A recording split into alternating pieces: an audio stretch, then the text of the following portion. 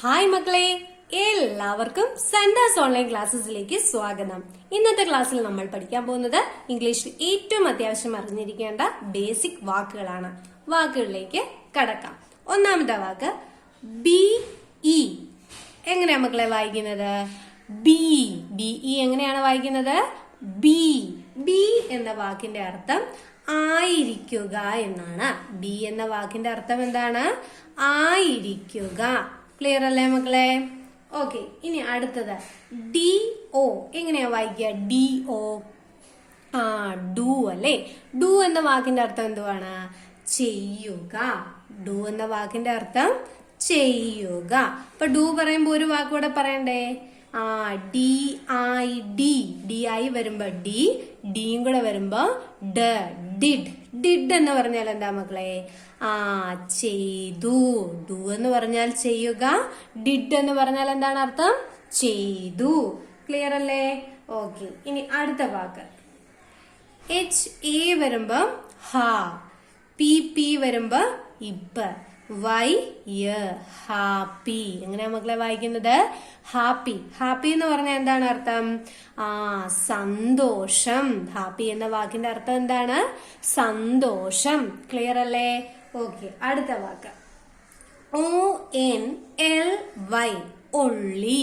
O N L Y എങ്ങനെ വായിക്കുന്നത്? Only. മാത്രം എന്നാണ് അർത്ഥം. എന്താണ് ഉള്ളിയുടെ അർത്ഥം? മാത്രം. എനിക്ക് ഒരു പേന മാത്രമേ ഉള്ളൂ എന്ന് പറയുമ്പോ എന്താണ്? I have only one pen അല്ലെ? ഉള്ളി. ഉള്ളി എന്ന് പറഞ്ഞാൽ എന്താണ്? മാത്രം. ഒന്നുകൂടി നമുക്ക് പറഞ്ഞു നോക്കാം. ബി ഇ വരുമ്പോ ബി, ആയിരിക്കുക. ഡി ഒ വരുമ്പോ ഡു, ചെയ്യുക. ഡി ഐ ഡി എങ്ങനെ മക്കളെ വായിക്കുന്നത്? ഉറക്കെ പറഞ്ഞേ.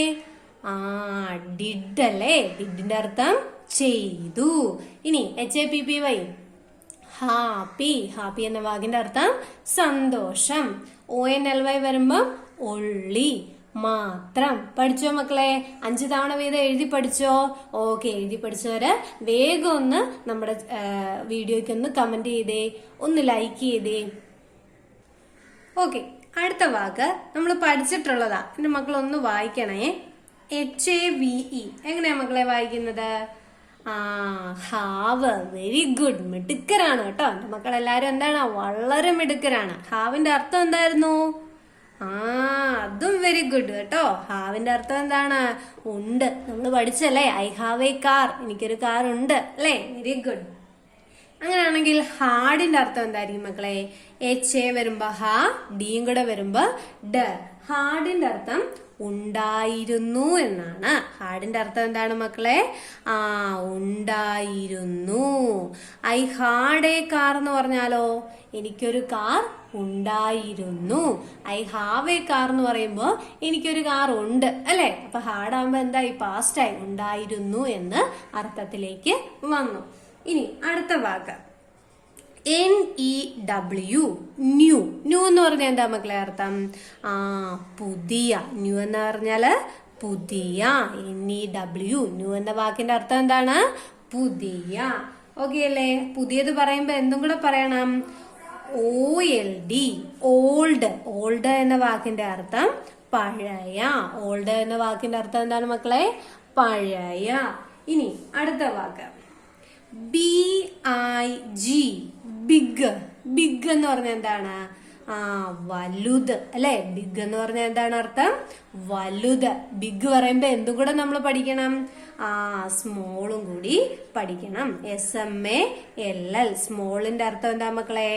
ചെറുത്. സ്മോളിന്റെ അർത്ഥം ചെറുത്. അപ്പൊ ഇന്ന് പഠിച്ച വാക്കുകളെല്ലാം ഒന്ന് ഓടിച്ചു നോക്കാം. എച്ച് എ വരുമ്പോ ഹാ, വി ഇ വരുമ്പോ വ. ഹാവ് അർത്ഥം എന്താണ്? ഉണ്ട്. എച്ച് എ ഡി, ഹാഡ്, ഉണ്ടായിരുന്നു. ഓക്കെ അല്ലേ? അപ്പൊ ഞാൻ ഈ അർത്ഥങ്ങളെല്ലാം ഒന്ന് മായ്ക്കട്ടെ. മക്കളൊന്ന് വേഗം എഴുതിയെടുത്തൊന്ന് പഠിക്കാവോ? അപ്പൊ എന്റെ മക്കളെല്ലാം എന്ത് ചെയ്തു? 5 തവണ വീതം എഴുതി പഠിച്ചു. അർത്ഥം പറയാൻ റെഡി ആയിട്ടിരിക്കുവല്ലേ? ഉറപ്പല്ലേ? ഓക്കെ. അപ്പം ഒരു കള്ളത്തരം കാണിക്കത്തില്ലല്ലോ? മിടുക്കരല്ലേ? എങ്കിൽ പറഞ്ഞേ, എച്ച് എ വി ഇ എങ്ങനെയാ പ്രൊനൗൺസ് ചെയ്യാ? ഹാവ് അല്ലേ? ഹാവിന്റെ അർത്ഥം എന്തായിരുന്നു? ഉണ്ട് അല്ലെ? ഹാവിന്റെ അർത്ഥം ഉണ്ട്. എച്ച് എ ഡി വരുമ്പം ഹാഡ്. ഹാഡിന്റെ അർത്ഥം എന്താ മക്കളെ? ഉണ്ടായിരുന്നു. ഹാഡിന്റെ അർത്ഥം ഉണ്ടായിരുന്നു. NEW വരുമ്പോ ന്യൂ, പുതിയ. OLD വരുമ്പോ ഓൾഡ്, പഴയ.